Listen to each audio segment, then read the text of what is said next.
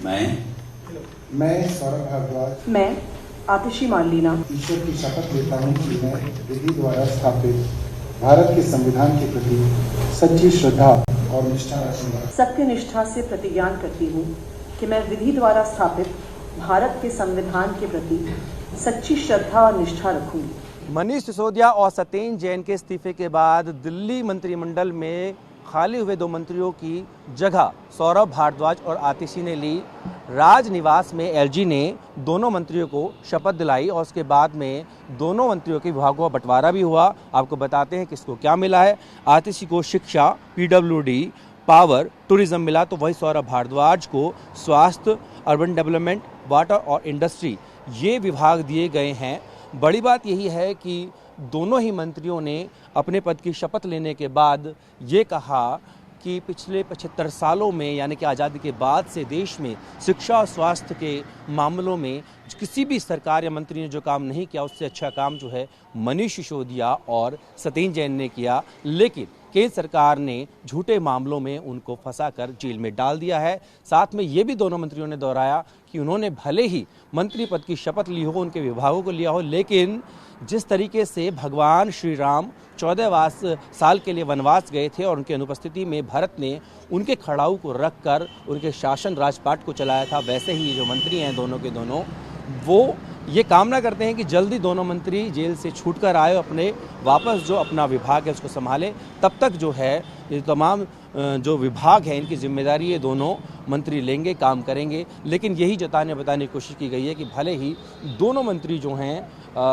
उनका जो पद उन्होंने संभाला है, मनीष सिसोदिया और सत्येंद्र जैन को भ्रष्टाचार के मामले में जेल में डाला गया है, लेकिन आम आदमी पार्टी ये जताने की कोशिश कर रही है कि केंद्र सरकार ने एजेंसियों का दुरुपयोग कर दोनों को जेल में डाला है और उनकी जो पहले पार्टी में भूमिका थी, भले ही मंत्री के तौर पर ना रहे, लेकिन उनके संकेत के तौर पर ये जो दोनों मंत्री हैं उनके विभागों को संभाल रहे हैं और जब वो वापस आएंगे तो एक बार उनको फिर से गद्दी सौंप दी जाएगी। देखिए, आज़ादी के बाद हमारे देश में 75 सालों से जिस तरीके का अच्छा काम स्वास्थ्य में सत्येंद्र जैन साहब ने किया और शिक्षा के अंदर मनीष सिसोदिया जी ने किया, ऐसा काम किसी मंत्री ने नहीं किया।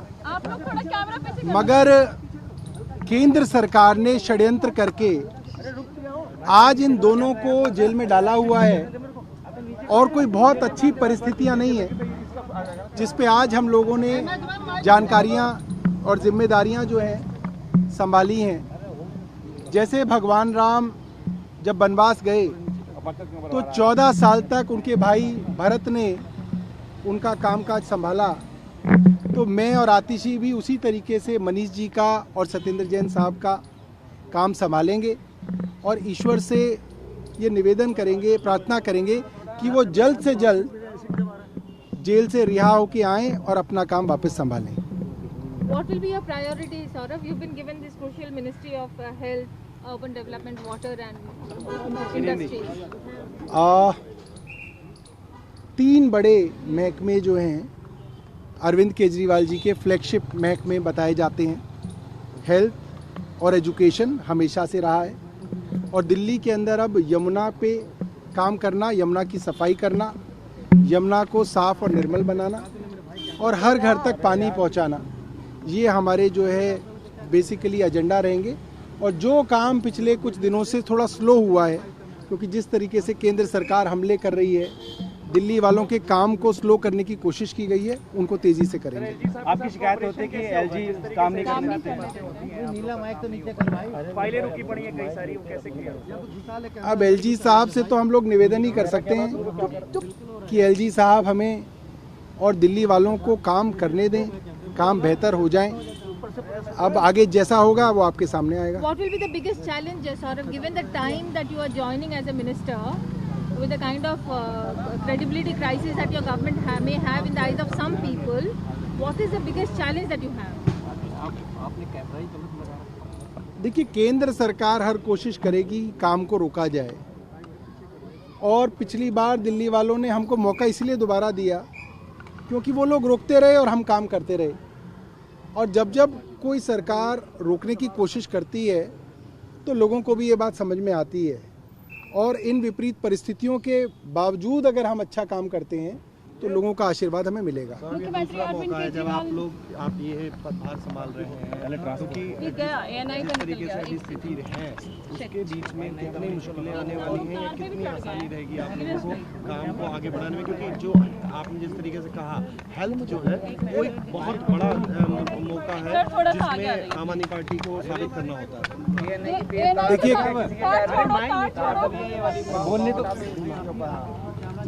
केंद्र सरकार बहुत हमलावर है और जिस तरीके के हमले केंद्र सरकार आज आम आदमी पार्टी पे कर रही है, इस तरीके के हमले कभी नहीं देखे गए। किसी अपोजिशन पार्टी पे इस तरीके के हमले सुने भी नहीं गए कि आपके दो सबसे बड़े नेताओं को जेल में डाल दिया हो और एक विच हंट चल रहा हो कि किसी ना किसी तरीके से इनकी पार्टी के नेताओं को जेल में डाला जाए।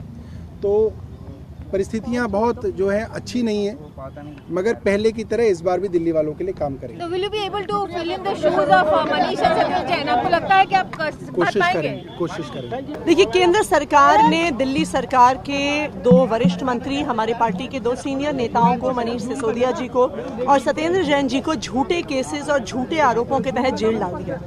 लेकिन क्योंकि दिल्ली के लोगों के काम करने जरूरी हैं, जब तक मनीष सिसोदिया जी और सत्येंद्र जैन जी इन झूठे केसेस से रिहा होकर नहीं आते हैं, तब तक सौरभ भारद्वाज जी और मुझे माननीय मुख्यमंत्री अरविंद केजरीवाल जी ने जो जिम्मेदारी दी है, दिल्ली के लोगों के लिए जो जिम्मेदारी दी है, हमारी काम रहेगा उसको वहन करना, दिल्ली के लोगों के काम को करते रहना।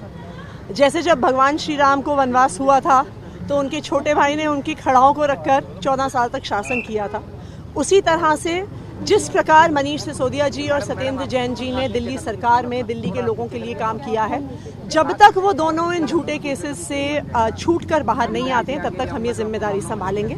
उनके वापस आने पे वही दोनों लोग शिक्षा और स्वास्थ्य की जिम्मेदारी को आगे लेके जाएंगे। आपकी अक्सर शिकायत रही है कि एलजी काम नहीं करने देते हैं, तो वो आगे भी क्या कॉर्पोरेशन देख रहे हैं आप? देखिए, हमारी तो शुरू से कोशिश रही है कि दिल्ली के जनता के कोई भी काम नहीं रुकने चाहिए। बिजली, पानी, स्कूल, अस्पताल, ये अरविंद केजरीवाल जी की सरकार की प्राथमिकताएं रही हैं और इन प्राथमिकताओं को हम लोग भी आगे लेकर जाएंगे। अपने वीडियो सहयोगी राजीव रंजन के साथ जितेंद्र भाटी, टीवी 9।